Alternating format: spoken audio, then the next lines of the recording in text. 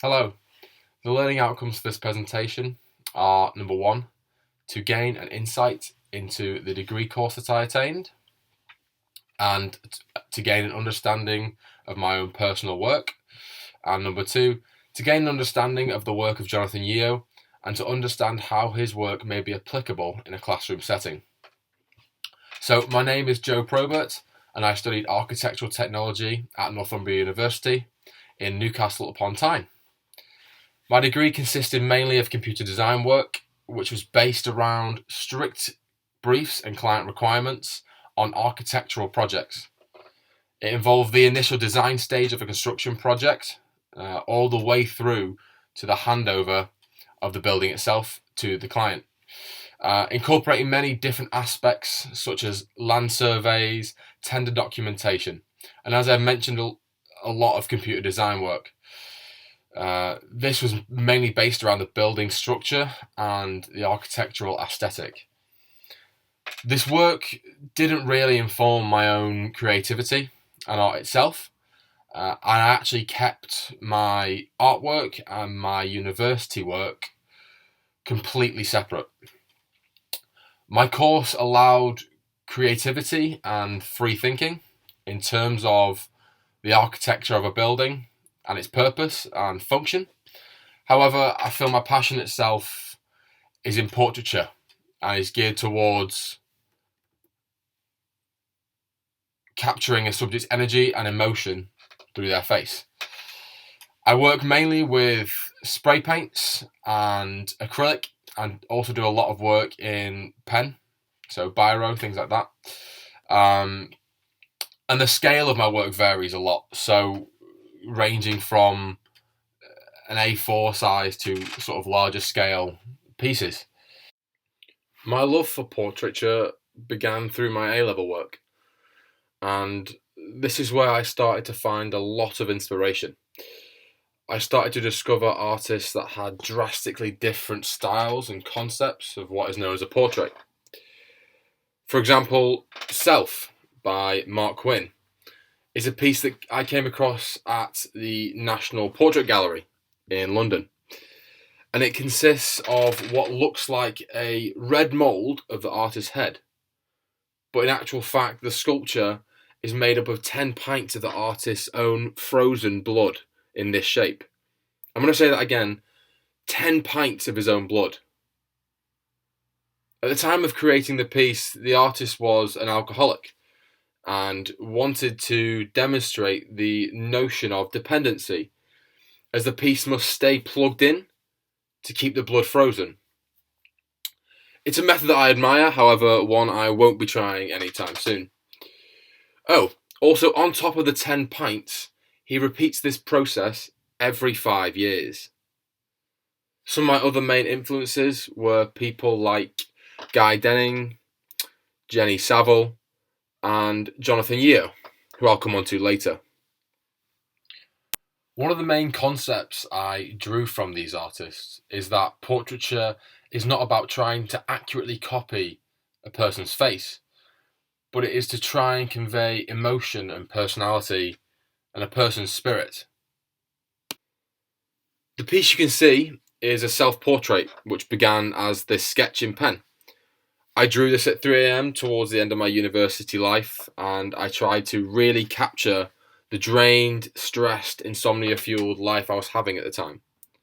I tried to convey this emotion and feeling through the angle that I drew this from, and the initial use of my pen being so scribbled and chaotic, yet controlled in its movement. I progressed this onto the final piece that you can see on the screen now, using dark tones to surround my face, trying to give the piece a real atmosphere and mood, and the stern yet fatigued stare on my face and the uncomfortable angle evokes an awkwardness from the piece. As I mentioned earlier, the artist I'll be talking about is Jonathan Yeo. Jonathan Yeo was born in London in 1970 and has had his work exhibited in the National Portrait Gallery, the Smithsonian Portrait Gallery, and many more.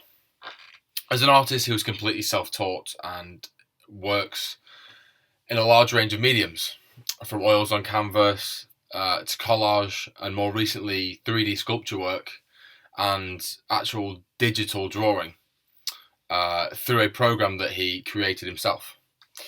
A lot of his works involves his subjects sitting for him for hours on end whilst he paints them. And he has painted some extremely well-known faces, from Sienna Miller to the late Duke of Edinburgh and many more. As you can see, Yeo uses a wide variety of colours and techniques from piece to piece, but I believe that these subtle changes are deliberate and serve a purpose. Each piece gives off its own emotion and energy.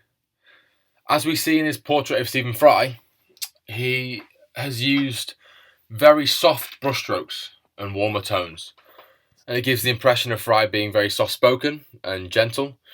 We also see this use of warm tones in his portrait of Michael Parkinson. The brushstrokes are a little more pronounced and the colour less blended, yet we still get a warmth from the painting. In stark contrast to this, his portrait of Damien Hirst is much more emotive and aggressive in its use of colour and brushstrokes. The background reminiscent of Damien's work, the physical impossibility of death in the mind of someone living, in which he uses a tank and formaldehyde to preserve a shark. The look on Damien's face gives a much more crazed and manic emotion compared to the gentle stare of Fry and Parkinson and this little smile. Yeo uses colour and brushstrokes subtly, but so effectively. I believe Jonathan Yeo could quite easily be used in a classroom setting. Many different facets of his artwork relate to a lot of different techniques and also curriculum topics. I think one initial one is obviously portraiture. So the way that he initially starts to draw a portrait, moving into the proportions of a face, the setting out of a face, and teaching the children that each face is different. There's common misconceptions when it comes to drawing a person's face as a child. So the classic circle dot dot smile, using the imagery of Jonathan Yeo to show them that each person's face has a different shape, different noses, different mouths, different eyes, and really getting them to pick out each detail. The activity that could be used would be to turn to your partner and try and draw each other's face. I think it would be a nice pair sort of activity. And then moving through that, it could then be moved on to life drawing. So, as I mentioned, Jonathan Yeo gets his subjects to sit for him in front of him. So this could be some sort of homework project for them to draw a family member that's sitting in front of them, or even in a classroom, give each other 10 minutes to draw the person sat next to you, and one person has to sit silently and the other draws silently. So a silent task rather than a pair piece of work. Another way Jonathan Yeo could be used in the classroom, as I mentioned in his artist profile, is the use of colour. As I said, Jonathan Yeo uses colours very well. He uses warmer colours and cooler colours to convey emotion. So again, this will relate to the colour wheel and warm and cool colours. So possibly for some lower years towards year 7, the start of school, they will have done things like the colour wheel, primary, secondary, tertiary colours, through the end of primary school. So moving through into secondary school, it would be more of a critical analysis of Jonathan Yeo's work and trying to inform the pupils of the choices that Jonathan Yeo makes and what effect that has on the paintings. So getting the kids to pick out the colours, say them out to me in class, things like that. Getting them to talk about the piece and what they think each colour means and why each colour gives that effect. So the warmer colours, the reds, the yellows, why that gives a warmer feel to the painting. And then again, blues, greens, those sorts of cooler colours, and why they give a more sad, sort of cold energy to a piece. The way that I would differentiate this for different levels in a class would be even just getting some of the lower the sort of lower ability pupils to just pick out the colours that they see in the picture and try and put them into cool or warm colours. And then towards a higher ability, it would be what those colours denote and how they could use them in their work. And also getting them to start to draw their own portraits and start to think about what colours they would use to denote each emotion on a face. Thank you for watching my presentation. I hope you found it interesting and you've learnt something about myself and Jonathan Yeo. Thanks a lot.